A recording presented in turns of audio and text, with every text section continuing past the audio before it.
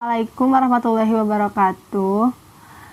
Nama saya Dini Sabrina, NPM 1903090070, dan teman saya Evi Sapitri, NPM 1903090057, serta satu lagi Anggraini Ajeng Agustin, NPM 1903090067. Kami akan menjelaskan resume tentang buku yang berjudul Kegagalan Ortodoks Teori Ekonomi. Yang pertama akan dibawakan oleh saya. Dalam sebuah artikel yang diterbitkan pada tahun 1962-an, Lord Caldor yang diakui dan dihormati secara internasional, Profesor Universitas Cambridge, Inggris, telah mengembangkan teori paralel yang juga didasarkan pada struktur industri yang sebenarnya, tanpa mengetahui seperti apa yang dia tulis di makalah berikutnya, bahwa teori semacam itu dan semua implikasi utamanya telah dipetakan oleh orang Jerman bertahun-tahun sebelumnya. Karya singkat ini dimaksud sebagai upaya untuk menyajikan teori ini sekali lagi kepada mahasiswa kritis. Pengambilan keputusan di bidang kebijakan ekonomi dan semua yang tertarik untuk mengeksplorasi masalah ini dengan harapan bahwa dengan mendekati pembaca seperti itu akan menyediakan saluran di mana teori ini dapat memperoleh penerimaan yang cepat dan luas. Akibatnya, perusahaan yang lebih tua secara terhadap dilengkapi dengan jumlah perusahaan baru yang terus meningkat dan beroperasi dengan produktivitas tenaga kerja yang lebih tinggi dan unit yang lebih rendah. Jika bagian dari total produksi yang diinvestasikan oleh perusahaan sama dengan yang dihemat dari pendapatan yang dihasilkan dari biaya produksi, atau penghasilan biaya yang oleh Keynes dikualifikasikan sebagai pendapatan tidak termasuk laba, total penerimaan dari penjualan barang-barang konsumsi akan sama besarnya dengan pendapatan mereka. Asumsi bahwa dengan total penerimaan dan biaya total yang sama, semua pengusaha dapat menutupi biaya mereka menunjukkan bahwa teori Keynesian seperti kebanyakan teori modern secara implisit berasal dari struktur biaya yang diratakan secara ekonomi makro atau biaya unit yang sama di semua perusahaan yang terlibat dalam produksi. Oleh karena itu, untuk memastikan bahwa hasil dari produksi tidak hanya mencakup biaya per unit rata-rata, tetapi juga biaya per unit yang jauh lebih tinggi dari semua perusahaan dengan efisiensi rendah, atau ini harus dipertahankan dalam bisnis demi kesempatan kerja penuh. Tingkat harga untuk barang konsumsi harus dinaikkan dengan membatasi pasokannya ke tingkat yang menciptakan margin yang sesuai tingkat biaya. Rasio investasi yang tinggi sebagian besar dibiayai oleh kredit yang diciptakan tidak hanya menaikkan tingkat harga jauh melampaui tingkat biaya per unit rata-rata, sehingga bahkan perusahaan dengan biaya per unit di atas rata-rata dapat memastikan cakupan dan dengan demikian tidak dipaksa untuk likuidasi. Itu juga menghasilkan peningkatan besar dalam pabrik produksi, perusahaan, dan tempat kerja. Satu-satunya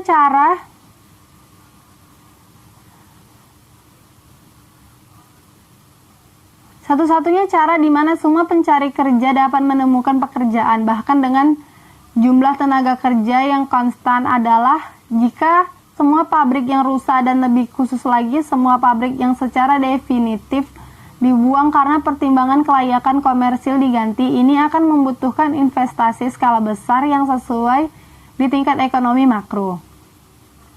Keyakinan yang lazim di kalangan tenaga kerja atau bahwa kenaikan upah uang membawa redistribusi pendapatan dan peningkatan pendapatan real mereka memiliki implikasi yang tidak kurang dari bencana bagi sistem ekonomi pasar kita.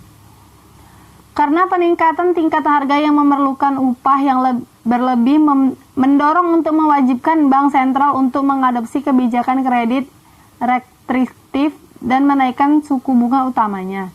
Jika di sektor ini, penerima total hanya sama dengan total biaya, bahkan jika mungkin dua perusahaan dengan Biaya per unit yang berbeda dapat hidup berdampingan karena perusahaan dengan biaya per unit yang tinggi akan beroperasi pada kerugian, sementara itu dengan biaya per unit yang lebih rendah akan menghasilkan keuntungan dengan urutan besarnya yang sama.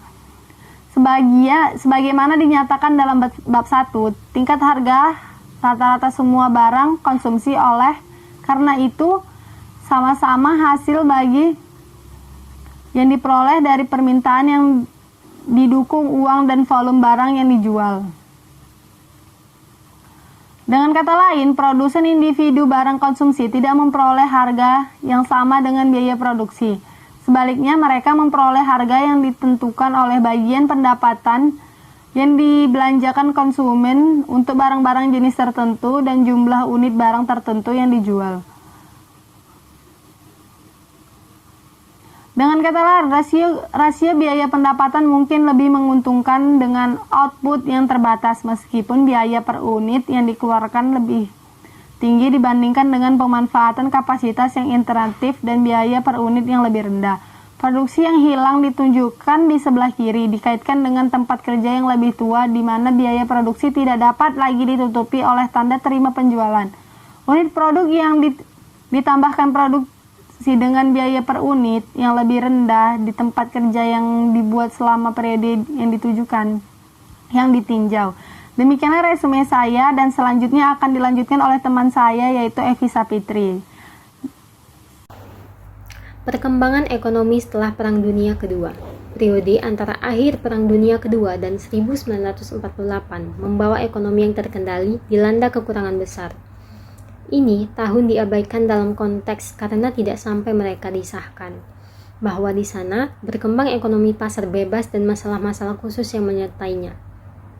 Peningkatan kerja besar-besaran dalam angkatan kerja 1948 sampai 1955. Peningkatan kerja besar-besaran dalam angkatan kerja awalnya masalah utamanya adalah menciptakan lapangan kerja di industri untuk masuknya tenaga kerja secara besar-besaran. Yang pertama, masuknya tenaga kerja muda memasuki pasar tenaga kerja sangat kuat. Yang kedua, adanya peningkatan konstan dalam jumlah wanita untuk mencari pekerjaan di industri. Yang ketiga, masuknya tenaga kerja adalah terus diperluas oleh mantan tentara yang kembali di kampung tawanan dan pengungsi dari wilayah yang disahkan oleh Timur Jerman. Perlambatan pertumbuhan tenaga kerja, ciri khas periode pasca 1955 adalah tiba-tiba perlambatan pertumbuhan angkatan kerja sebagai semua sumber dimaksud di atas berangsur-angsur mendekati titik depresi. Memasuki pasar tenaga kerja pada tahun 1955 dan tahun berikutnya adalah kaum muda orang yang lahir selama tahun-tahun perang. Resesi 1966 sampai 67 dan bagaimana mengatasinya. Awal Maret 1961 akhirnya membawa 5% evaluasi yang telah lama diminta oleh banyak orang di lembaga akademisi dan telah didahului oleh banyak perdebatan untuk mempengaruhi tren penurunan rasio investasi dan relaksasi terhadap dari situasi ekonomi yang bertahan selama tahun 1963. Karena kenaikan harga di Jerman Barat sekali lagi tertinggal bahwa di sebagian besar negara Eropa dan non-Eropa lainnya, bagaimanapun neraca perdagangan mengembangkan surplus ekspor yang kuat dan di sana diikuti banjir baru dengan valuta asing. Selain itu, tahun 1967 membawa adopsi program pemerintah untuk pemulihan ekonomi, pengenalan peraturan depresiasi khusus untuk investasi yang direalisasikan atau ditugaskan antara 29 Januari dan 31. Fluktuasi arus masuk dan arus keluar valuta asing mempengaruhi overemployment hingga 1973. Tahun-tahun setelah 1967 membawa melemahnya pengaruh yang diberikan oleh kebijakan kredit Bundesbank. Setelah pembaruan genangan valuta asing dan fluktuasi yang terlalu kuat dalam net pergerakan valuta asing. Pada akhir 1968, tingkat harga hanya naik sedikit dikaitkan dengan kekuatan kenaikan karena kenaikan upah adalah masih tertahan oleh efek dari resesi sebelumnya. tercekiknya pemulihan ekonomi dan pembangunan krisis. Selama kebangkitan ekonomi pasca 1976, sebagian besar dari produk nasional diserap oleh hilangnya untuk dikonsumsi. Program belanja pemerintah yang dibiayai kredit, rasio investasi, dan angka ekspor bersih yang besar. Karena fakta ini adalah tidak diberikan perhatian memadai ketika tingkat upah dinaikkan. Di sana mengakibatkan kenaikan yang sesuai dalam harga barang-barang konsumsi dan total produk nasional. 4. Kegagalan teori ekonomi. Teori-teori ekonomi yang tidak sehat seringkali memiliki pengaruh yang menentukan pada kebijakan ekonomi. Fakta bahwa hanya beberapa orang akademisi pendiri sampai sekarang menganut teori keuntungan diferensial atau melakukan penelitian mereka ke arah ini sungguh menakjubkan. 2 dekade telah berlalu sejak pendekatan kuno itu dikembangkan di Amerika Serikat. Ketika diakui bahwa teknologi kemajuan menyebabkan berlalunya waktu dikaitkan dengan mesin yang semakin efisien. Baiklah, sekian dari translate buku yang telah kami kerjakan. Sekian dari kelompok kami. Saya akhiri dengan wassalamualaikum warahmatullahi wabarakatuh. Assalamualaikum warahmatullahi wabarakatuh. Nama saya Anggreni Ajeng Agustin dengan NPM 1903090067. Saya merupakan mahasiswa dari kelas 6B Pagi Kesejahteraan Sosial. Pada bab ini dijelaskan tentang bagaimana menyoroti teori ketenaga kerjaan dan pertumbuhan yang disajikan. Ini berbeda dengan pandangan konvensional teori ekonomi dan juga menunjukkan implikasinya bagi bisnis praktis pembuatan kebijakan ekonomi. Nah, di sini ada keuntungan diferensialnya. Seperti yang pertama, dalam konteks struktur biayanya itu berbeda. Investasi ekonomi makro harus jauh lebih unggul daripada penghematan dari pendapatan biaya dan tabungan asli. Lalu sebagian besar investasi makroekonomi hanya dapat dibiayai dengan penciptaan kredit. Keuntungan diferensial yang dihasilkan pada tingkat ekonomi makro bukan merupakan keuntungan moneter tetapi keuntungan secara substansi. Lalu ada pula keuntungan diferensial sangat penting Keuntungan diferensial sangat penting bagi keberadaan sistem pasar kapitalis privat. Tanpanya ekonomi industri tidak akan pernah berkembang. Lalu ada semakin besar volume pinjaman bank yang diambil untuk membiayai investasi, maka semakin besar pula semua hal-hal lain yang dianggap sama. Lalu semakin besar rasio investasi, maka semakin besar semua hal lain dianggap sama. Jumlah tempat kerja yang layak secara komersial semakin tinggi tingkat pekerjaan dan semakin tinggi tingkat produksi ekonomi makro. Lalu pertumbuhan bergantung pada lapangan kerja.